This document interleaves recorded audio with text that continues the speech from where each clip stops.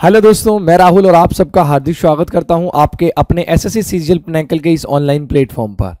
तो मेरे प्यारे साथियों, हम जो डिस्कस करने वाले हैं आज बहुत बेहतरीन चैप्टर आपके सामने प्रस्तुत करूंगा मैं। यूपी पुलिस कांस्टेबल, पहली बार सारे के सारे क्या होने वाले हैं, प्रीवियस ईयर क्वेश्चंस होने वाले हैं सारे, वो भी रीजनिंग के सारे कॉन्सेप्ट्स होंगे, सारे प्रीवियस ईयर क्वेश्चंस होंगे और उसके साथ में आपको प्रैक्टिस क्वेश्चंस भी देखने के लिए मिलेंगे। चैप्टर वाइज यहाँ पर ये सब चीजें कराई जाएंगी। इंग्लिश माध्यम और हिंदी माध्यम दोनों माध्यम में आपकी लैंग्वेज होगी, तो आपको बेहतरीन तरीके से देखना है और इसका आंसर जो है वो बताना है। तो पहला क्वेश्चन देखते हैं, किस चीज के लिए हम लेने वाले हैं, निर्णय लेना, यानी आपको निर्णय लेना है। एक सेंटेंस दिया गया होगा, उस सेंटेंस को देखकर आपको क्या लेना है, निर्णय लेना है। सर ये निर्णय कैसे लेते हैं? निर्णय लेते हैं, आप क्वेश्चन को पढ़ेंगे, क्वेश्चन को पढ़ने के बाद आपको लगेगा कि यार इसमें तो ऐसी कंडीशंस होनी चाहिए थी, तो ऐसा होना चाहिए था, ये कंडीशंस होती तो ये होना। ठीक है, तो हम ऐसे निर्णय लेने की यहां पर बातें कर रहे हैं। प्रीवियस ईयर क्वेश्चंस देखेंगे। पहला क्वेश्चन देखेंगे, क्या दिया हुआ है, read the following information to answer, give the question following the condition for beginning a जज in a singing content TV show. दिए गए प्रश्न का उत्तर देने के लिए निम्नलिखित जानकारी पढ़ें। अच्छा, क्वेश्चन का जो आंसर देना है तो आपको ये जानकारी आपने पढ़नी पड़ेगी। गाने की प्रतियोगिता में टीवी शो का जज बनने हेतु निम्नलिखित शर्तें। अब गाने की एक प्रतियोगिता है, उसमें आपको जज बनना है, तो जज बनना है तो आपको जज बनने के लिए कुछ आपके अंदर खासियत भी होनी चाहिए। तो क्या खासियत मांगता है ये देखते हैं क्या कहता है। The person should won the at least one award in the singing. क्या कहता है ये देखेंगे कि व्यक्ति ने गायन या संगीत में कम से कम एक पुरस्कार जीता हो। क्या करा हो, कम से कम एक पुरस्कार जीता हो, यहां पर हो गया। ठीक है, व्यक्ति ने संगीत के क्षेत्र में कम से कम 10 वर्ष तक काम किया हो। अच्छा, 10 वर्ष का एक्सपीरियंस होना चाहिए उसके पास। व्यक्ति को कम से कम 3 भाषाएं आती हो। ठीक है जी। और क्या कहता है, कम से कम 10% प्रतियोगिताओं के विजेताओं को देने के लिए तैयार हो। विजेताओं को देने के लिए तैयार हो। व्यक्ति की आयु 35 वर्ष से कम 70 वर्ष से अधिक नहीं होनी चाहिए। हालांकि इसे छोड़कर यदि कोई उम्मीदवार अन्य सभी मापदंडों को पूर्ण करता है, एक्सेप्शनल केस है ये, पूर्ण करता है, तो क्या कह रखा है, बी उपयुक्त यदि व्यक्तियों को इन मापदंडों को पूर्ण नहीं करता, तो मतलब बी के तो पूरे नहीं करता है और इसके पूरे कर देता है, तो आवेदन का विचार के लिए रखा जाएगा। मतलब उसे एप्लीकेशन जो फॉर्म है उसका आवेदन विचार के लिए उसे रखा जाएगा, आपसे ये बोला है। और क्या दिया हुआ है इसमें, डी में दिया हुआ है डी अबव के बाद में क्या बोला है इसके लिए, ये बोला है कि डी उपयुक्त यदि व्यक्तियों ने अपने जीवन काल में एक बार भी अपने वार्षिक आय का 50% दान दिया है तो उसे शर्तों से छूट दी जाएगी। अच्छा, उसे कुछ शर्तों में छूट दी जाएगी ऊपर वालियों में। यदि व्यक्ति इन शर्तों को पूर्ण नहीं करता, कौन सी शर्त, ये वाली शर्तों को पूर्ण नहीं करता है परंतु अन्य सभी शर्तों को पूर्ण करता है, तो उसे आवेदन विचार के लिए रखा जाएगा। ठीक है, नीचे दिए गए इन मापदंडों को जानकारी के आधार पर प्रत्येक मामले में कार्रवाई का निर्णय लें। अच्छा, आपको कुछ भी अपने से माना नहीं सकते, आप कुछ भी अपने उससे मान नहीं सकते हो यहां पर। अब आप देखोगे कि मेरे पास में क्वेश्चन क्या है। सबसे पहला क्वेश्चन मेरे पास में क्या बनता है ये देखेंगे। उसने दिया है ए नाम का व्यक्ति है, 40 वर्ष का है, तो उसमें मापदंड में कितनी उम्र दे रखी थी, 35 वर्ष की उसमें उम्र दे रखी थी कि वो 35 साल का आपके पास में होना चाहिए। कहाँ है ये रहा, 35 वर्ष से कम और 70 वर्ष से अधिक, यानी ये कितने का है, ये 40 का है, तो ये तो चल जाएगा। तो जब ये चल जाएगा, 40 वर्ष की प्रतियोगिता के विजेताओं को, यानी 40 वर्ष का आदमी है, चल जाएगा। वह प्रतियोगिताओं के विजेताओं को अपनी वार्षिक आय का 10% दान करना चाहता है। कितने परसेंट दान करना चाहता है, तो आप बोलोगे सर 10%। और यहां पर देखेंगे तो दान परसेंट कितना होना चाहिए, 50% दान में दिया है। अच्छा, और क्या कह रहा है, उन्होंने संगीत उद्योग में अपने 15 वर्ष के अनुभव में 3 पुरस्कार जीते हैं। 15 वर्ष के अनुभव में 3 पुरस्कार जीते हैं, तो यहां पर मैंने आपसे क्या, 10% प्रतियोगिताओं के विजेताओं को देने के लिए तैयार हो और व्यक्ति को संगीत के क्षेत्र में कम से कम 10 वर्ष का एक्सपीरियंस होना चाहिए।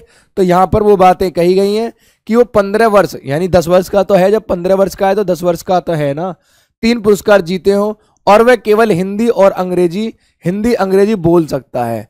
अब वो केवल क्या बोल सकता है, हिंदी और अंग्रेजी बोल सकता है, जबकि स्टेटमेंट में क्या बोला था, लैंग्वेज के लिए मैं आपसे बात करूं तो लैंग्वेज आपको कहां पर दे रखी है, कम से कम एक पुरस्कार जीता हो, व्यक्ति को वार्षिक आय का 10% प्रतियोगिता विजेताओं को दान दिया हुआ है, अन्य सभी मापदंडों को पूर्ण करता हो जीवन काल में एक भी 10% के लिए। भाई इसमें एक लाइन दी हुई थी, आप वो लाइन को देखेंगे, क्या दी हुई थी लाइन की, वो लैंग्वेज के लिए दी गई थी कि लैंग्वेज जो है उसने कितनी लैंग्वेज यहां पर ये बोली गई है, ये बोला था।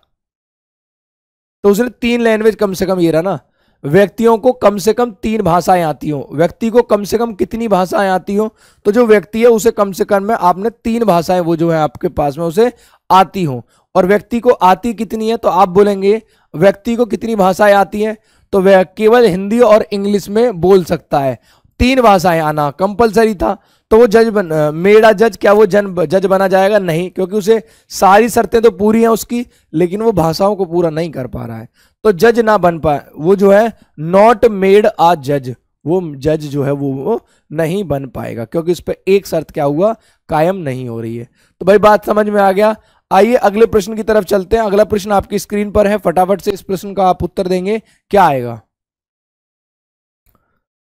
बताएंगे भाई, इस क्वेश्चन का आंसर क्या बताएंगे। अब हमने क्वेश्चन पढ़ा, यहां पर देखा एक आदमी है जो वी नाम का व्यक्ति है, एक प्रतियोगिता में विजेताओं को अपनी वार्षिक आय का 5%, और उसने वार्षिक आय का कितना परसेंट बोला था, 10% दान करने के इच्छुक है। देखो मैं आपको दिखा देता हूं, सबसे पहले उसने बोला था सर 10%, 10% कहाँ है भाई, 10%, 10%, 10% ये रहा, कि कम से कम 10% प्रतियोगिता विजेताओं को दान करने के लिए तैयार होना चाहिए। मतलब ज्यादा से ज्यादा तो वो कितनी भी दे सकता है, लेकिन कम से कम उसे कितनी देनी पड़ेगी, उसे 10% जो है वो कम से कम देनी पड़ेगी। और यहां पर ये क्या कहता है आपसे कि 5% दान करने के इच्छुक है, तो ये तो स्टेटमेंट गलत हो गई। उन्हें अपने किशोर अवस्था में संगीत उद्देश्य में प्रवेश करने के बाद से 30 वर्ष तक का काम किया है, तो हमें 10 ईयर का एक्सपीरियंस चाहिए था कम से कम। उसके पास 30 वर्ष है तो कोई दिक्कत नहीं है। वह हिंदी, अंग्रेजी, तमिल और उनकी मातृभाषाओं को बोल सकता है, ठीक है। उसे 3 लैंग्वेज बोलनी थी और वो बोल सकता है। वर्ष 2016 में उन्हें बाढ़ राहत के लिए 7 लाख रुपए दान दिए हैं। बाढ़ राहत के लिए कितने लाख रुपए 7 दान दिए हैं। अब दान की बात करोगे तो उसने बोला है कि उपयुक्त में व्यक्तियों ने अपने जीवन काल में एक बार भी अपनी वार्षिक आय का 50%, अपनी वार्षिक आय का 50% देना है, 7 लाख नहीं देना है। आपकी यदि आय 50 लाख रुपया है तो आपको 25 लाख रुपया दान में देना पड़ेगा, ये बोला था इसने, ठीक है जी। चलो कहां पर आए, यहां पर कि 2016 में उसने क्या दिया, 7 लाख रुपए दान दिए थे, जबकि उसकी वार्षिक आय कितनी थी, 12 लाख रुपए थी। 12 लाख थी तो उसे 6 लाख रुपए लान देने कंपलसरी थे। 6 लाख रुपए तो उसने दे दिए 7 लाख रुपए, यानी इसमें तो आंकड़े जो है वो आपको नहीं दिए हुए हैं, आंकड़े जो है वो कम दिए हुए हैं, पर्याप्त नहीं है। जैसे कि मैं बात करूं, इसमें उम्र नहीं दी हुई है, 30 वर्ष तक काम किया है, लेकिन उसकी उम्र भी तो होनी चाहिए थी। जब उसकी आपने उम्र नहीं दी है तो उम्र के हिसाब से भी आप कई चीजें इसमें नहीं दी है। जैसे मैं बात करूं कौन कौन सी, सर देखो 10% दिया है, कम से कम 3 भाषाएं दिया है, कम से कम वो भी दिया हुआ है ना, इसमें आपको ये दिया हुआ ना, आपको 35 वर्ष कम से कम 17 वर्ष से अधिक नहीं होनी चाहिए, ये भी नहीं दिया हुआ। तो इसमें डाटा जो है वो अपर्याप्त दे रखा है, डाटा को पूरा देना पड़ेगा, हम उत्तर निकालने के लिए तब सक्षम होंगे इस क्वेश्चन में भाई, ठीक है। चलो अगले क्वेश्चन पर आते हैं। क्वेश्चन नंबर 3 आपकी स्क्रीन पर है, फटाफट से बताएंगे मेरे भाई, आंसर नंबर 3 के लिए आप क्या उत्तर लगाएंगे, बताएंगे भाई।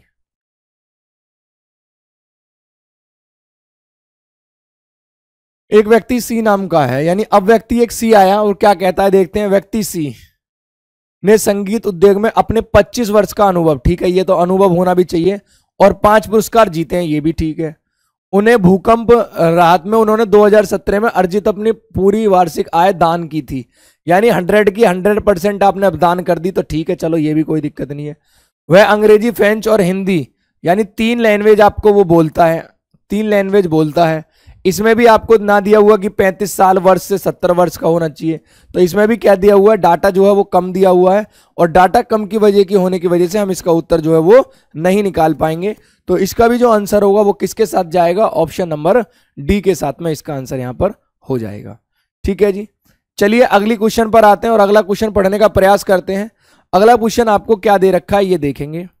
फिर से एक क्वेश्चन, और 4 से लेकर 6 तक के इसके क्वेश्चंस दिए हुए हैं, आप इन क्वेश्चंस को देखेंगे। चलो भाई, question 4 to 6, read the following information and answer to give answer. अच्छा, इंफॉर्मेशन पढ़ो और आंसर देंगे, ठीक है। चलिए, दिए गए प्रश्नों का उत्तर दिए गए प्रश्नों का उत्तर देने के लिए समय पर किसी परिवार को आवास भूकंप में आवंटन शर्तें निम्नलिखित हैं। क्या क्या शर्तें हैं? देखो भाई, शर्तें आपकी शुरू होती हैं, एक एक शर्त को आपको ध्यान से पढ़ना है जिससे कि प्रॉब्लम ना क्रिएट हो जब आप आंसर करोगे। ठीक है, क्या दिया हुआ है? परिवार में कम से कम कितने सदस्य होने चाहिए? कम से कम 4 सदस्य होने चाहिए, जिसमें से केवल एक विवाहित जोड़ा होना चाहिए, जिसमें से केवल एक जो है वो विवाहित जोड़ा होना चाहिए। ठीक है जी। दूसरी लाइन क्या कहती है? कहती है the combination monthly family income should not be more than 25,000 per month. परिवार की जो मासिक आय है, मासिक आय संयुक्त आय जो है वो 25,000 प्रति महीने से अधिक जो है वो नहीं होनी चाहिए। ठीक है जी। No member of the family should have a criminal case against him और हर। परिवार में किसी भी सदस्य पर कोई भी खिलाफ जो कार्रवाई है वो नहीं होनी चाहिए, पुलिस कार्रवाई। ठीक है जी। No member of the family should have benefited from any other subsidy schedule. परिवार को किसी भी सदस्य को अन्य किसी योजना का लाभ ना मिल रहा हो। परिवार के किसी भी सदस्य को अन्य किसी योजना का लाभ ना मिलता हो। अच्छा, ठीक है। परिवार के किसी भी सदस्य के नाम पर कोई आवास संपत्ति नहीं होना चाहिए, हालांकि अगर कोई परिवार इसे छोड़कर अन्य सभी मापदंडों को पूरा करता है, यानी एक्सेप्ट में दे रखा है आपके पास, एक्सेप्ट में दे रखा है कि परिवार के पास में कोई भी आवास संपत्ति ना हो, और यदि है भी तो इसके छोड़कर देखेंगे क्या दिया हुआ है। बी, अब बी को छोड़कर क्या दिया हुआ है? बी उपयुक्त। और यदि संयुक्त आय में पेंशन शामिल है, संयुक्त आय में पेंशन शामिल है, तो पेंशन राशि कटौती योग्य होगी, उसे हम टैक्स के रूप में एक तरीके से काटने योग्य रखेंगे। ऑप्शन सी की बात करें, क्या कहता है? ऑप्शन सी क्या कहता है? The member has been release from imprisonment then the case is refuse to the central police station. Central police station मतलब केंद्रीय पुलिस के पास होनी चाहिए। ये दे रखा है ना आपको कि परिवार के सदस्य के खिलाफ कोई भी कार्रवाई नहीं होनी चाहिए, तो सेंट्रल पुलिस स्टेशन की बात कर रहा है यहां पर। आगे देखेंगे ई के लिए क्या बोला है। और यदि किसी किराए के घर में 7 वर्ष से अधिक समय तक रह रहे हो तो इसे स्वामित्व की आवास संपत्ति माना जाएगा। ठीक है। Based on their critical information provide below decision to course of action in each case you not submit. मापदंडों को नीचे दिए गए जानकारी के आधार पर प्रत्येक मामले में कार्रवाई का निर्णय लें, कुछ भी अपने आप से माना नहीं जाएगा। यानी जो आपको ये सब चीजें दे रखी है, आपको इन्हीं के मानते हुए आपको आंसर देना है, अपनी तरफ से आपको कुछ नहीं मानना है। ठीक है जी। चलिए, तो सबसे पहले हम देखते हैं सबसे पहले नंबर पर मुझे क्या दिया हुआ है, और इसका हम यहां पर आंसर बताने का प्रयास करेंगे। परिवार ए, एक परिवार ए है में पिता, माता, दादी और 2 बच्चे हैं। ये पूरा फैमिली हो गई। ठीक है, इनकी फैमिली हो गई। 3 वर्ष पहले पिता को दंगे में 2 साल की जेल हो गई थी। भाई इन पे तो कार्रवाई चल रही है, इन पे तो कार्रवाई चल रही है, और उसने बोला था कार्रवाई जो है वो नहीं चलनी चाहिए। चलो कोई नहीं। पिता प्रतिमा 20,000 रुपए कमाता है और दादा को प्रतिमा 7,000 रुपए की पेंशन मिलती है। अब यहीं से मैं आपको एक कॉन्सेप्ट बताऊंगा। क्या लिखा हुआ था यहां पर देखेंगे कि जो अधिक नहीं, कितनी नहीं होनी चाहिए? 25,000 रुपए से उनकी जो सैलरी है वो अधिक नहीं होनी चाहिए, तो उनकी 20,000 रुपया है, कोई दिक्कत वाली बात नहीं है। आइए यहां पर पेंशन की बात करता हूं। एक पेंशन पे भी दिया हुआ था, संयुक्त आय में पेंशन शामिल है, यदि उसे पेंशन मिलती है तो वो कटौती योग्य माना जाता है। पेंशन मिलती है तो वो कटौती योग्य माना जाता है। 7,000 परिवार के अन्य किसी सदस्य की कोई भी कमाई नहीं है, ये बात ठीक है। परिवार को अन्य कोई छूट नहीं मिलती, हाँ ठीक है, मिलनी भी नहीं चाहिए। उनकी ना ही स्वयं के स्वामित्व की कोई संपत्ति है, मतलब वो उनकी कोई भी अपनी संपत्ति नहीं है, तथा वो पिछले 5 वर्ष से उसी घर में किराए से रह रहे हैं, और 5 वर्षों से वो उसी घर में क्या हो रहे हैं? किराए पर रह रहे हैं। दोस्तों आप एक की लाइन यहां स्टेटमेंट देखेंगे। देखो स्टेटमेंट क्या था वो, कि अबव सी, ऊपर जो आपको सी दिया हुआ है, सी क्या कहता है? परिवार में किसी भी सदस्य के खिलाफ आपराधिक मामला नहीं होना चाहिए, ये बोला है। और यहां बोला है आपसे यदि है भी नहीं होना चाहिए, और if the member has been released from imprisonment then the cases is refer to, कहां पर केस को रेफर कर दिया जाएगा? सेंट्रल पुलिस फोर्स को रेफर कर दिया जाएगा। तो इसका जो आपको आंसर होगा refers to the central police station, वो कहां पर रेफर्स किया जाएगा? सेंट्रल पुलिस स्टेशन के पास में वो केस जो है वो आपका भेज दिया जाएगा, जो इसमें आपने दे रखा है। ठीक है भाई, चलें फिर आगे। चलिए अगले क्वेश्चन की तरफ चलते हैं और अगला क्वेश्चन आपकी स्क्रीन पर है, फटाफट से बताएंगे 5 नंबर के लिए। 5 नंबर के लिए बताएंगे दोस्त क्या आंसर यहां पर होगा। एक परिवार बी में दादा और उनकी पत्नी और उनके पुत्र और उनकी बहू और उनकी नातनी, अच्छा परिवार का कोई भी सदस्य कमाता नहीं है। लो जी, इनकी तो बिल्कुल ही इनकम नहीं है, 25,000 तो छोड़ो, है ही नहीं इनकी इनकम। परिवार दादा की प्रतिमा है तो सही 30,000 रुपए है, लेकिन वो पेंशन के रूप में है, तो ये टैक्सेबल अमाउंट है, हम इसमें से कुछ ना कुछ जो है वो काट लेंगे। ठीक है, चलिए। परिवार के किसी भी सदस्य के खिलाफ कोई भी आपराधिक का मामला जो है वो नहीं है, ये भी बढ़िया है। ना ही उनके पास आवास संपत्ति है, ये भी बढ़िया है। और उनके अन्य कोई छूट भी नहीं मिलती, कोई छूट भी नहीं मिलती है, ये भी बढ़िया है। किराए के घर में 30 वर्ष से रह रहे हैं और जब दादा की शादी हुई थी, यानी उनके जब दादा की शादी हुई थी ना, वो तब से रह रहे हैं। अब ये बताओ इसमें कितनी सारी चीजें की कमी दी हुई है, तो इस प्लॉट को क्या कर दिया जाएगा, रिजेक्ट कर दिया जाएगा, ऑप्शन नंबर बी हो जाएगा। आप बोलोगे सर कैसे? सबसे पहले मैं आपको बताऊं, ना तो इसमें 60 वर्ष से अधिक आपको स्वामित्व आवास, ठीक है ये तो आपने दे दिया है, मार्सिक आपने दे दी, व्यक्तियों की दे दी, उसकी कमाई दे दी, उसके खिलाफ कोई कुछ नहीं है वो भी दे दिया, किसी भी सदस्य को लाभ योजना से संपत्ति नहीं होना चाहिए, तो हम इसको क्या करेंगे, रिजेक्ट कर देंगे, रिजेक्ट कर देंगे।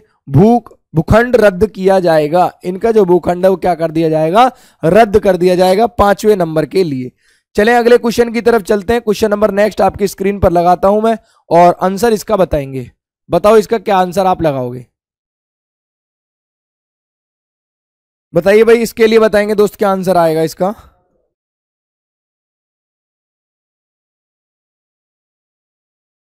एक परिवार सी की कुल मासिक आय 26,000 रुपए है, 25,000 रुपए होनी चाहिए, ठीक है सही है। ये तो 25,000 रुपए मैक्सिमम थी क्या, 25,000 रुपए मैक्सिमम आय थी क्या, एक बार देखेंगे भाई।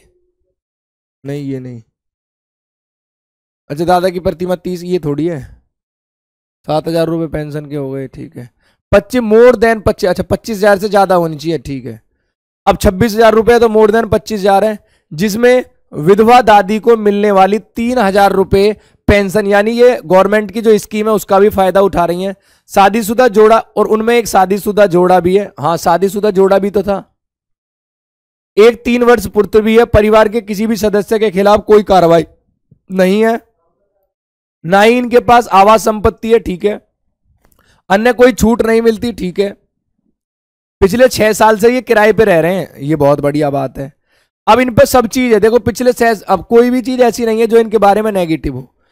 आप 26 साल से रह रहे हो, 25 से ज्यादा होने चाहिए, ठीक है। आपको विधवा की जो 3,000 रुपए पेंशन मिलती है ये भी ठीक है। आप में एक में शादीशुदा जोड़ा है, ये भी ठीक है। और उसमें बोला था जितने भी टोटल सदस्य होंगे उनमें से एक शादीशुदा जोड़ा होना चाहिए, तो इसमें शादीशुदा जोड़ा है। 3 वर्ष का उसका पुत्र है। परिवार के सदस्य के खिलाफ कोई भी आपराधिक कार्रवाई नहीं है और उसके पास में संपत्ति भी है और वो 6 साल से रह रहा है, तो इसे हम प्लॉट क्या कर देंगे, अलॉट कर देंगे। प्लॉट क्या कर देंगे, भूखंड आवंटित किया जाएगा, प्लॉट को जो है वो एक अलॉट कर दिया जाएगा। तो क्वेश्चन नंबर 6 के पास आए। अब चलते हैं क्वेश्चन नंबर 7 के पास में, और 7 के लिए आंसर लगाना दोस्त, क्या आंसर यहां पर लगाओगे 7 के लिए, फटाफट से बताएंगे। 7 नंबर आपका क्वेश्चन है, बताओ क्या लगाओगे, बताओ भाई इसका आंसर आप क्या लगाएंगे। क्वेश्चन नंबर 7 आपकी स्क्रीन पर है और 7 नंबर के लिए मुझे कुछ स्टेटमेंट दी हुई है, इन स्टेटमेंट को हम पढ़ते हैं और फिर आगे की तरफ में हम बढ़ते हैं, ठीक है। चलो क्या दिया हुआ है, पॉइंट नंबर ए को आप ध्यान से पढ़ोगे तो क्या दिया हुआ है, पहले सबसे पहले ऊपर पढ़ते हैं क्या, किसी किसान को बाढ़ से हुए नुकसान की भरपाई के लिए दिया जाने वाला 5 लाख रुपए के मुआवजे के लिए निम्नलिखित शर्तें। अब कोई किसी गांव में आ जाती है बाढ़, और बाढ़ आने के कारण गवर्नमेंट क्या करती है, 5 लाख रुपए उसे मुआवजे के रूप में देती है। अब सर मुआवजा भी तो आपको तभी मिलेगा जब आप कुछ शर्तों को पूरा करोगे। वो शर्तें क्या है वो यहां पर देखेंगे। पहली शर्त ये कहती है कि बाढ़ के द्वारा प्रभावित होने वाले खेत को कम से कम 5 एकड़, लेकिन 25 एकड़ से अधिक नहीं होना चाहिए। 5 एकड़ होना चाहिए और जो है वो 25 एकड़ से ज्यादा नहीं होना चाहिए, ठीक है जी। The flooded farmer should be at least 2 feet under water from at least 1 week. बाढ़ग्रस्त खेतों को कम से कम 1 सप्ताह तक और कम से कम 2 फीट पानी में डूबा होना चाहिए। क्या कह रहा है, बाढ़ खेत कम से कम 1 सप्ताह तक और कम से कम 2 फीट पानी में डूबा होना चाहिए। यानी जो आपका खेत दे रखा है ना, वो कम से कम 1 हफ्ते तक 2 फीट पानी से डूबा होना चाहिए, 1 हफ्ते तक उसमें पानी भरा रहना चाहिए, तो हम देंगे ठीक है 2 फीट तक डूबा रहना चाहिए। तीसरा क्या कहता है, किसान को किसी अन्य स्रोत आय, किसान के पास कोई भी दूसरी जो आय है ना वो 20,000 रुपए प्रति माह से अधिक नहीं होनी चाहिए, 20,000 रुपए से ज्यादा नहीं होनी चाहिए। कहता है farmer should have standing crops at the time of flooding, बाढ़ के समय खेत में खड़ी फसल होनी चाहिए। अच्छा, यानी जब बाढ़ हुई थी ना तो आपके खेत में वहां पर वो फसल थी, तब आप स्थिति लगाएंगे। खेत का बीमा नहीं होना चाहिए, हालांकि यदि कोई किसान निम्नलिखित को छोड़कर अन्य सभी मापदंडों को पूरा करता है तो उसे मुआवजा जो है वो दिया जाएगा। बताओ तो फिर दोस्त मेरे क्या आंसर लगाओगे आप इस क्वेश्चन के लिए? सारा क्वेश्चन आपने समझ लिया है ना। अब वो केसेस आ जाते हैं, यदि ऐसा नहीं है तो ऐसा हो जाएगा। क्या केस है देखेंगे। See above any subsidy receive can excluded from the other income. C उपयुक्त किसी भी प्रकार के मिलने वाले छूट अन्य आय से निकाल दी जाएगी। अच्छा, फसल की कटाई हुई तो फसल में पानी में डूबी हो तो केवल 2.5 लाख रुपए दिए जाएंगे। क्या कह रहा है, उपयुक्त डी मतलब farmer should have cropping at the floating, बाढ़ के समय खेती खड़ी होगी तो यदि फसल की कटाई हुई यानी फसल की आपने कटाई कर ली है तो उसको आपको केवल कितने लाख रुपए दिए जाएंगे, 2.5 लाख रुपए दिए जाएंगे। और क्या कहता है, उपयुक्त ई क्या कहता था, ई कहता था किसानों को निम्नलिखित अन्य सभी मनोरंजन को छोड़कर, मापदंडों को छोड़कर, यदि बीमा व्यक्ति और बीमा दवा 5 लाख रुपए से कम हो तो उनके अंतर बराबर मुआवजा दिया जाएगा, जितना अंतर होगा उतना मुआवजा दिया जाएगा। नीचे दिए गए इन मामले और जानकारी के आधार पर प्रत्येक मामले को कार्रवाई का निर्णय लें। आप कुछ भी अपने आप से मान नहीं सकते, आप कुछ भी अपने आप से नहीं मान सकते, उसने ये बोला है। ठीक है, चलिए तो पहला क्वेश्चन आपके स्क्रीन पर आ गया, क्वेश्चन नंबर 7। और क्वेश्चन नंबर 7 के लिए हमें आंसर बताएंगे दोस्त, क्या आएगा। क्वेश्चन नंबर 7 कहता है एक व्यक्ति है जिनका नाम में एक्स है, एक्स के पास 30 एकड़ खेत था, ठीक है, जिसमें से 15 एकड़ 10 दिन से उसने बोला 1 सप्ताह यानी 7 दिन तक 2 फीट पानी से भरा हुआ। ठीक है, ये तो किसानों की अन्य आय में 25,000 रुपए प्रति माह की आय है, जिसमें 6,000 रुपए प्रति माह छूट भी शामिल है। जब खेत में बाढ़ आई तब फसल की कटाई नहीं हुई थी, खेत का बीमा नहीं किया गया था तो कोई भी मुआवजा नहीं दिया जाएगा। सही ऑप्शन है ऑप्शन नंबर सी। उनको जो है वो कोई भी मुआवजा वहां पर नहीं दिया जाएगा, क्योंकि उन्होंने सारी जो कंडीशंस आपको दे रखी होती हैं वो सारी हमें फुलफिल करनी होती हैं, इसमें जो है वो नहीं हुई हैं। आइए 8 नंबर पर आते हैं, क्या कहता है। एक किसान है वाई नाम का कि अन्य कोई भी आय नहीं है, ये मामला सही है। उसे 10 एकड़ जमीन में खेत है, ठीक है, और 8 दिन से बाढ़ आई थी, 2 फीट पानी उसमें था, उसमें ढाई फीट पानी है, 2.5 फीट पानी है, ये भी ठीक है। किसान को कोई छूट नहीं मिलेगी, बिल्कुल नहीं मिलेगी, सही बात है। और बाढ़ के समय फसल खड़ी हुई थी, ये सही है मामला। इसे 5 लाख रुपए मिलेंगे पूरे मुआवजे के, क्योंकि उसने बोला था कि फसल भी खड़ी होनी चाहिए वहां पे और फसल कटी हुई नहीं होनी चाहिए, तो इसने एकदम बात सही कही है। 5 लाख रुपए पूरे के पूरे इसके क्या हो जाएंगे, मुआवजे के, यहां पर 5 लाख रुपए तैयार हो जाएंगे। ठीक है मेरे भाई, समझ में आ गई बात। चलें आगे, चलिए अगले प्रश्न की तरफ चलते हैं और अगला प्रश्न आपकी स्क्रीन पर है, फटाफट से बताएंगे दोस्त क्या यहां पर आंसर आपका हो जाएगा 9th क्वेश्चन के लिए। बताओ, किसान एक जेड नाम का लड़का है, ठीक है, जेड, अन्य आय जो 20,000 रुपए प्रति माह है, ठीक है, फसल की कटाई हुई थी परंतु फसल खेत में ही थी और बाढ़ में डूब गई, यानी अब ये 2.5 लाख का हो गया। इसे 5 लाख तो मिलेंगे नहीं, क्योंकि फसल तो इसने क्या काम करी, परंतु फसल खेत में थी और बाढ़ में डूबी हुई थी, इसने फसल को काट लिया। 15 एकड़ में से 10 एकड़ खेत 1 सप्ताह तक 2.5 फीट के पानी में अंदर भरा हुआ था, यह भी बात सही है। किसान ने बीमा का कोई दावा नहीं किया है, किसान ने कोई भी दावा नहीं किया, तो इसे कितने रुपए मिलने चाहिए, इसे 2.5 लाख रुपए का कंपनसेट होना चाहिए, कंपेंसेशन होना चाहिए 2.5 लाख रुपए का। क्यों, इसकी जो फसल थी इसने काट के अपने खेत में डाल दी और बाढ़ आ गई और वो बाढ़ में पानी में रही तो वो क्या हो गई, नष्ट, बेकार हो गई। तो 9th का जो आंसर है वो ऑप्शन नंबर बी के साथ हो जाएगा। आइए 10 पर, अब 10 से 12 के लिए अलग स्थिति दी हुई है, इस स्थिति को पढ़ते हैं। 10 से 12 के लिए हमें क्या दिया हुआ है, यहां पर देखेंगे। दिए गए प्रश्न का उत्तर देने के लिए नीचे दी गई जानकारी पढ़ें। पासपोर्ट जानकारी करने के लिए लिखित शर्तें हैं, क्या क्या शर्तें हैं। The applicant must be born in country और married to the citizen of country. आवेदन का जन्म देश में होना चाहिए या उस देश के नागरिक के साथ विवाहबद्ध होना चाहिए। आवेदन का जन्म जो है वो देश में होना चाहिए या उस देश के साथ। अच्छा ठीक है जी। The applicant should possess the unique identity card from proof of name address and age. आवेदन के पास नाम, पता, उम्र के साक्ष्य के लिए अद्वितीय पहचान पत्र होना चाहिए, उसके पास पहचान पत्र होना चाहिए। The candidate should produce 12th pass certificate from education proof is not a minor. यदि आवेदन नाबालिग नहीं है तो 12वीं कक्षा में उत्तीर्ण होने का प्रमाण पत्र होना चाहिए। 12वीं कक्षा में उत्तीर्ण होने का प्रमाण पत्र उसके पास होना चाहिए। और क्या कहता है, और आगे देखेंगे, 18 वर्ष से कम उम्र के नाबालिग, यदि व्यक्ति नाबालिग है तो उसे किसी एक माता पिता के पहचान पत्र प्रस्तुत करना होगा। यदि वो लड़का नाबालिग है, 18 वर्ष से उसकी आयु कम है, तो उसे अपने माता या पिता में से किसी एक का पहचान पत्र जो है वो जारी करना पड़ेगा। ठीक है। और क्या दिया हुआ है, पासपोर्ट पुनः जारी करने हेतु आवेदन को पुराने पासपोर्ट जमा करना होगा। नया पासपोर्ट के लिए शपथ पत्र जमा करना होगा। आप पुराने पुनः प्राप्त करना चाहते हो तो पुराने पासपोर्ट को जमा करोगे और नए पासपोर्ट के लिए शपथ जो है वो जमा करोगे। क्या कहता है, however in case an applicant who fulfil all other criterias except, यानी सारे क्राइटेरियाज को आप क्या करते हो, एक्सेप्ट कर लेते हो। लेकिन क्या हुआ, आपने ए को उपयुक्त ए यदि आवेदन देश के बाहर पैदा हो, आवेदन पासपोर्ट प्रबंधक विभाग को भेजा जाता है। बाहर कहीं पैदा हुआ होगा तो उसे कहां पर भेजा जाएगा, विभाग के पास में भेज दिया जाएगा। और दूसरी लाइन है, यदि सी के बारे में देखें, यदि आवेदन ने कक्षा 12वीं उत्तीर्ण नहीं की हो तो आवेदन पासपोर्ट संबंध विभाग में भेजा जाएगा। ठीक है जी।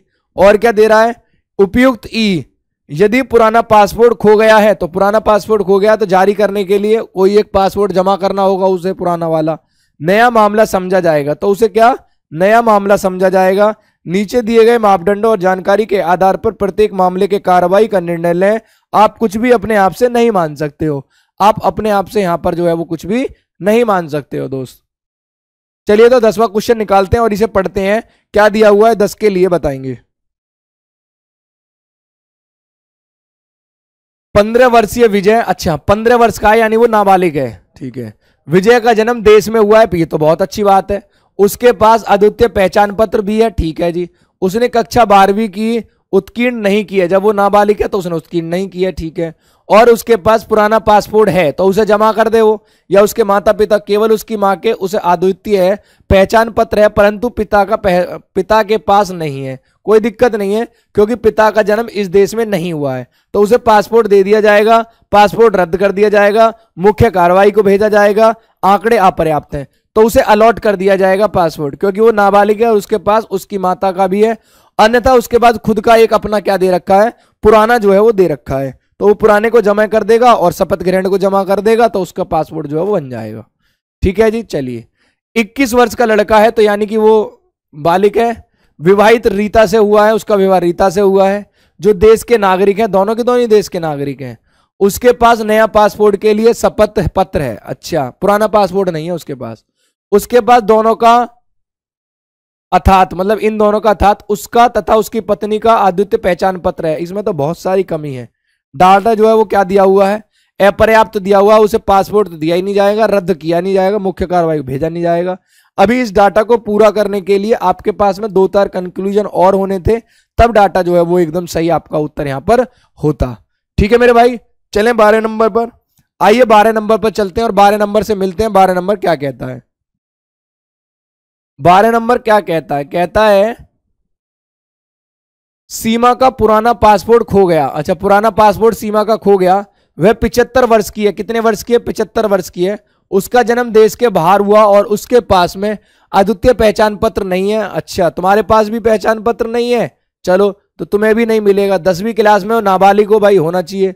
उसके पास शपथ पत्र है, तो पासपोर्ट दिया जाएगा, पासपोर्ट रद्द किया जाएगा, मुख्य कार्यालय को भेजा जाएगा, आंकड़े अपर्याप्त हैं, तो रिजेक्ट कर दिया जाएगा। इसका जो पासपोर्ट है वो क्या कर दिया जाएगा, रिजेक्ट यहां पर उसका पासपोर्ट कर दिया जाएगा। ठीक है, तो 12 का जो आंसर है वो ऑप्शन नंबर बी के साथ में आना चाहिए। आइए 13 पर चलते हैं और 13 के लिए दोस्त आंसर बताएंगे क्या आंसर यहां पर होगा।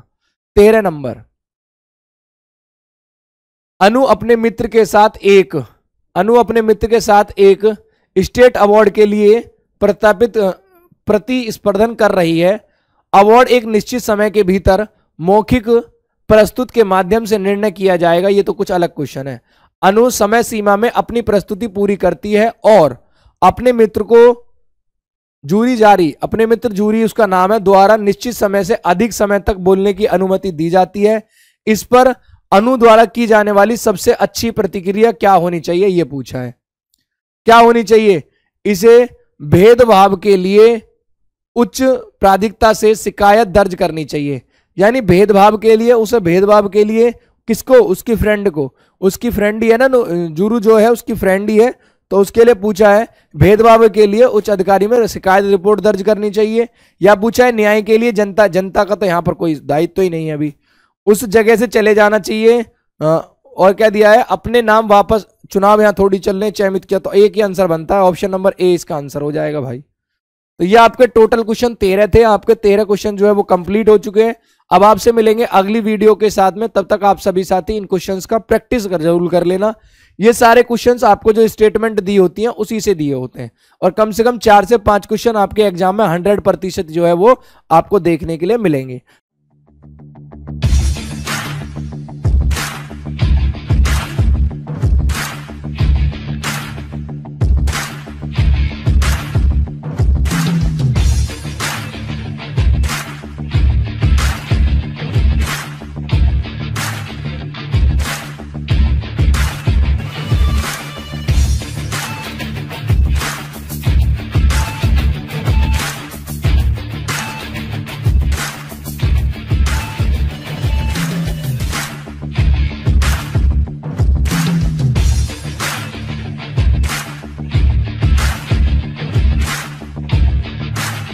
तो सबसे पहले पहला क्वेश्चन आपकी स्क्रीन पर, आप इस क्वेश्चन को पढ़ेंगे और आप इस क्वेश्चन का आंसर बताएंगे मेरे भाई।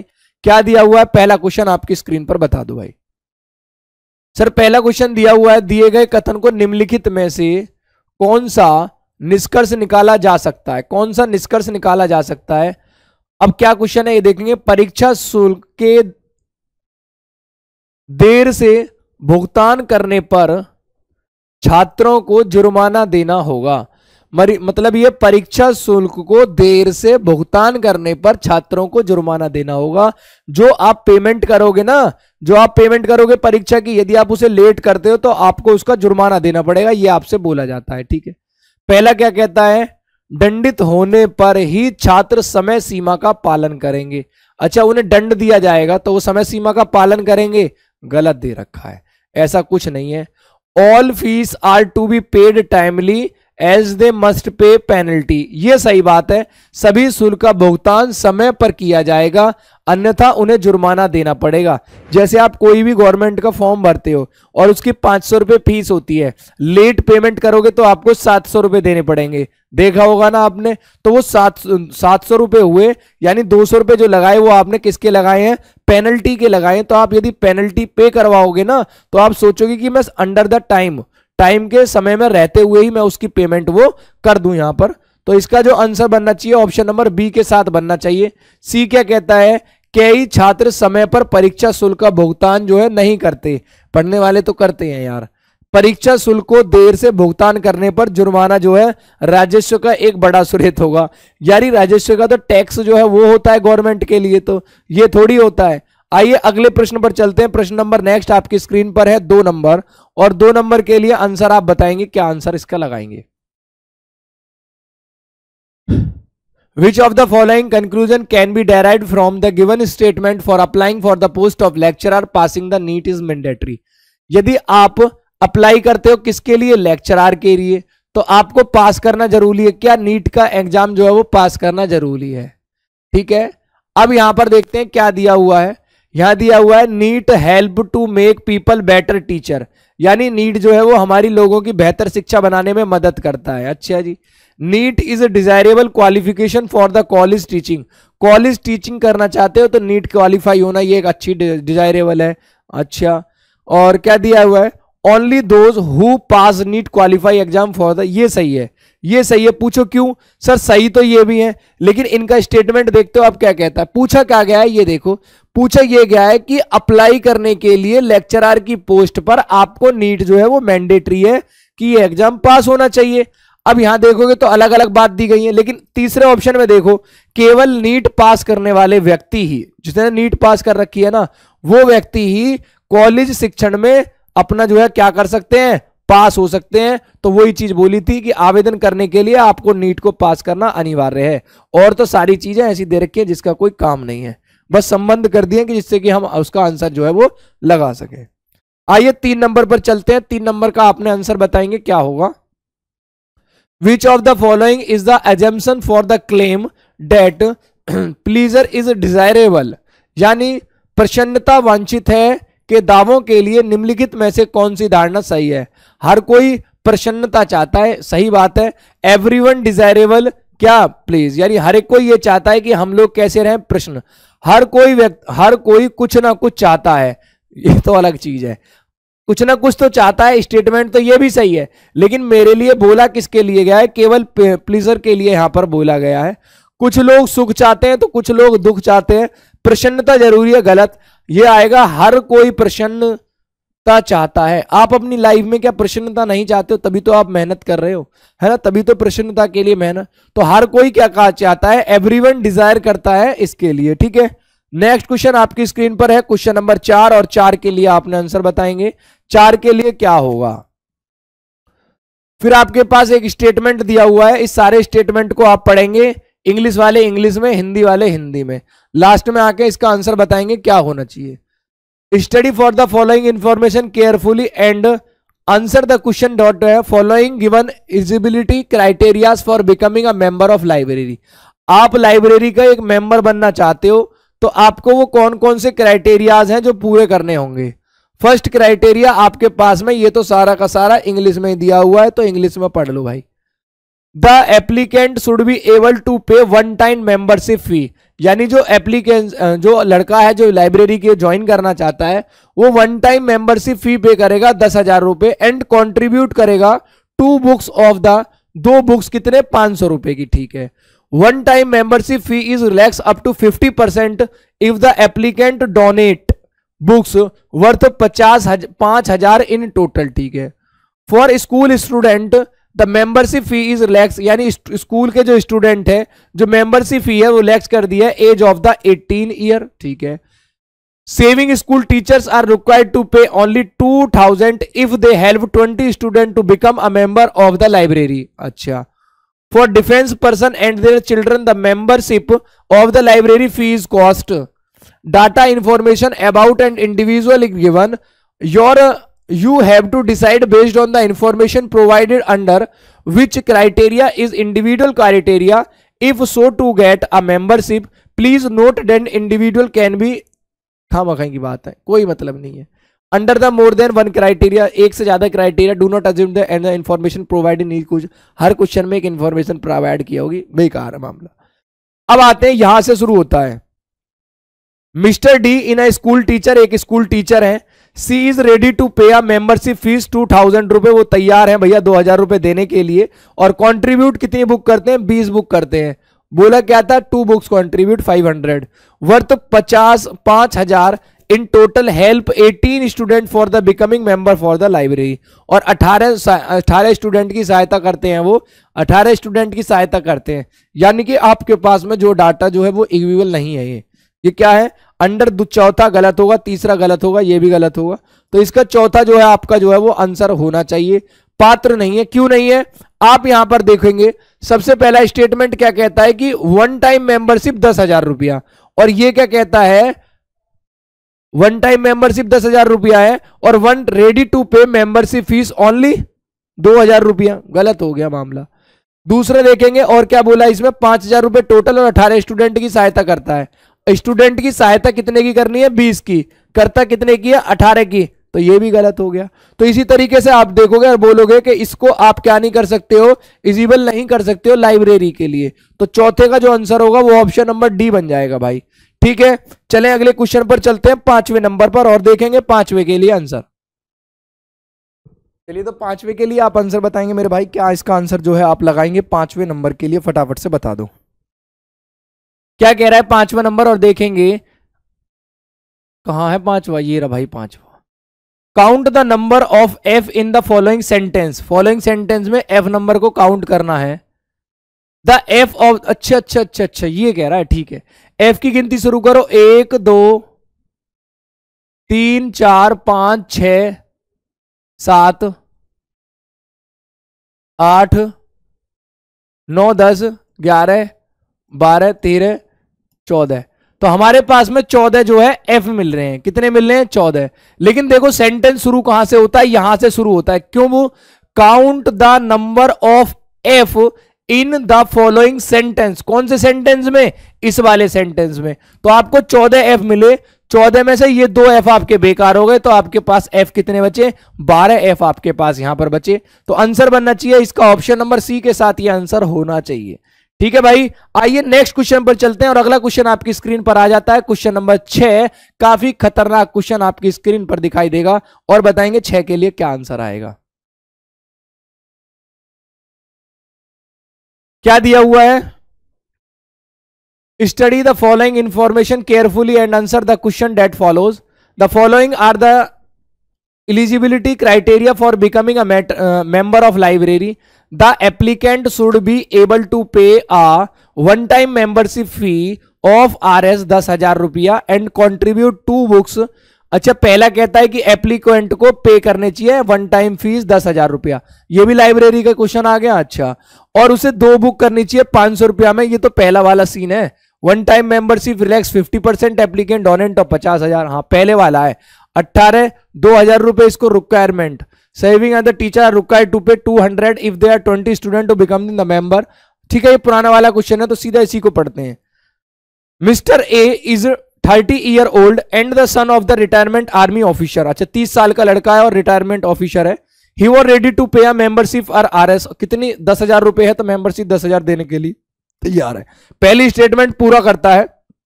एंड कॉन्ट्रीब्यूट 2 बुक्स आर 50 रुपए 500 रुपए। 2 बुक्स को कंट्रीब्यूट भी करता है और 500 रुपए में करता है। तो इसने पहले स्टेटमेंट को पूरी तरीके से पूर्ण किया। पहला स्टेटमेंट पूर्ण किया ना, तो एलिजिबल हो जाएगा। किस स्टेटमेंट के लिए? 5वां दे रखा है, तो पहले पे पहला कहां है? सी ऑप्शन में पहला है। तो इसका जो आंसर होगा वो ऑप्शन नंबर सी के साथ सही हो जाएगा कि ये सर पहली वाली जो स्टेटमेंट है जिसमें मैंडेटरी है कि जो आपको लाइब्रेरी की फीस है वो मेंबरशिप की 10,000 रुपया देनी है। 10,000 रुपया और 2 बुक और उसके साथ 500 रुपया हो गए भाई। ठीक है, तो यही आपने इसमें बोला है। तो पहला जो है वो मैंडेटरी आपको ऑप्शन जो है वो सही हो जाएगा। आइए 7 नंबर की तरफ चलते हैं और 7 नंबर का ऑप्शन बताएंगे क्या आंसर आएगा 7 नंबर के लिए। 7 नंबर में बोला क्या है? नीचे एक पैराग्राफ दिया गया है, जबकि S1 S6 इस पैराग्राफ के पहले और आखिरी वाक्य हैं। पहला और आखिरी, पहला S1 है, लास्ट S6 है। जिसके हिस्से में 1 2 3 4, जिसके हिस्से में 4 का लेवल लगा है, उन्हें जोड़ दिया गया है। एक सार्थक और अनुच्छेद बनाने के लिए उन्हें पुनः व्यवस्थित करें। अच्छा, इंग्लिश में जैसे PQRS आता है ना, ऐसे दिया हुआ है। चलो कोई नहीं, सबसे पहले हम देखते हैं क्या क्या इसके पास हुआ। Regular exercise keeps our body fit and healthy. बात तो सही है, रेगुलर एक्सरसाइज जो है वो हमारे बॉडी को फिट रखती है। लेकिन सर शुरुआत क्या 1 से होनी चाहिए? 1 से शुरुआत होती है, तो प्रेक्षण ने उसे सुबह नियमित व्यायाम से शुरुआत करने का सुझाव दिया। क्या पहले वो अपना व्यायाम कर लेगा या पहले उसे कोई राय देगा? यानी आपसे कोई पहले बोलेगा ना कि यार सुबह उठ और ऐसे ऐसे व्यायाम कर, बोलेगा ना, तो सबसे पहले कौन सा नंबर आना चाहिए? 2 आना चाहिए। आप सुबह उठोगे, फिर आप व्यायाम करोगे, तो अब पहला नंबर आना चाहिए। 2 के बाद 1 नंबर आपके पास में आना चाहिए। 2 के बाद इसमें भी 1 नहीं है, 2 के बाद इसमें भी नहीं है। सी ऑप्शन में 2 के बाद 1 है, तो एक ही ऑप्शन आपके साथ सही हो जाएगा। ऑप्शन नंबर सी जो है, बिना कुछ देखे बिना कुछ करे फटाफट से आंसर लगा देंगे, ऑप्शन नंबर सी। ठीक है, 7 का ऑप्शन सी हो गया। 8वें पर चलते हैं और 8 के लिए आंसर बताएंगे दोस्त। क्या आंसर यहां पर आएगा 8 के लिए?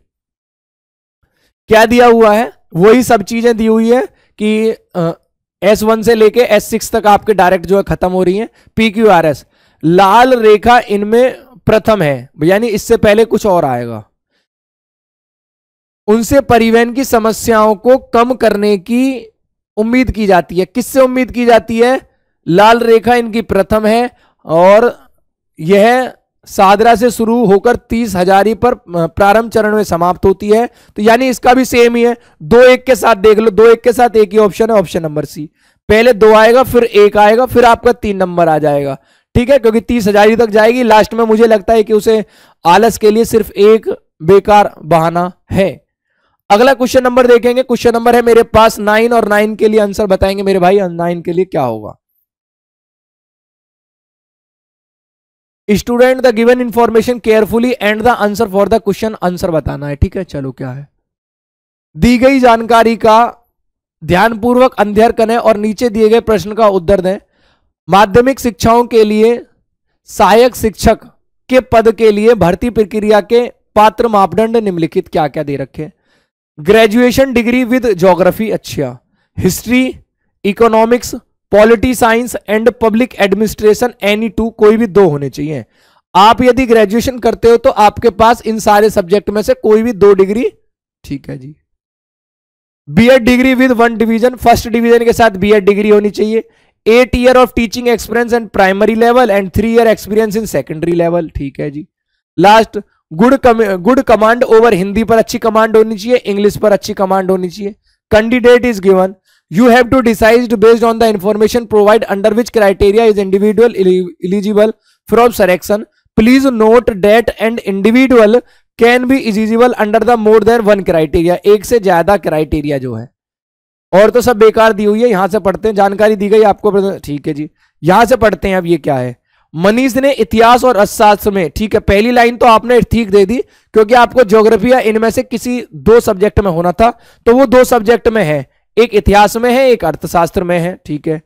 उन्हें प्राइमरी स्तर पर पढ़ाने का 10 साल का अनुभव है। प्राइमरी स्तर भी था इसमें, कहां था ये रहा। प्राइमरी में 8 साल का एक्सपीरियंस होना चाहिए और जबकि आपके पास कितने साल का एक्सपीरियंस है? 10 साल का एक्सपीरियंस है। यानी कौन सा स्टेटमेंट है? 3 नंबर स्टेटमेंट है। कौन सा स्टेटमेंट था ये? अच्छा, ये था। 10 साल का अनुभव है। वह हिंदी के साथ साथ अंग्रेजी पढ़ाने में बहुत निपुण है। यानी हिंदी के साथ साथ वो अंग्रेजी भी पढ़ा लेते हैं। कौन सा है? चौथा। यानी आप कौन से को पूरा कर रहे हो? आप पहले और चौथे को पूरा कर रहे हो। पहला और चौथा जो है आप ऑप्शन नंबर 4 में हो रहा पूरा। तो इसका जो आंसर होगा 4 नंबर आपका आंसर हो जाएगा। फटाफट से एक बार देखेंगे क्वेश्चन नंबर 9 और आंसर बताएंगे दोस्त क्या आंसर आएगा। ठीक है जी, ऑप्शन नंबर सी इसका सही उत्तर हो जाएगा। चलिए तो साथियों, ये क्वेश्चंस आपके पूरे हो चुके हैं 9, यानी डिसीजन मेकिंग का चैप्टर कंप्लीट हो चुका है। अब आगे अगले चैप्टर की तरफ में चलेंगे। तब तक आप सभी साथी अपना ध्यान रखेंगे और अच्छे से मेहनत करते रहेंगे। ठीक है भाई, बाय बाय, टाटा।